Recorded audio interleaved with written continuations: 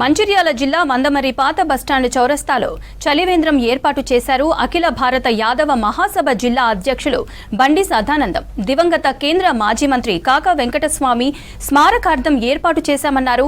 పేద బడుగు బలహీన వర్గాల అభ్యున్నతికి కాకా చేసిన కృషి మరువలేమన్నారు. చలివేంద్రాన్ని ఏర్పాటు చేసి మజ్జిగ మంచినీరు అందించడం సంతోషంగా ఉందన్నారు బండి సదానందం. కార్యక్రమంలో మందమరి ఆటో యూనియన్ అధ్యక్షులు మొయ్య రాంబాబు, కాంగ్రెస్ శ్రేణులు పాల్గొన్నారు.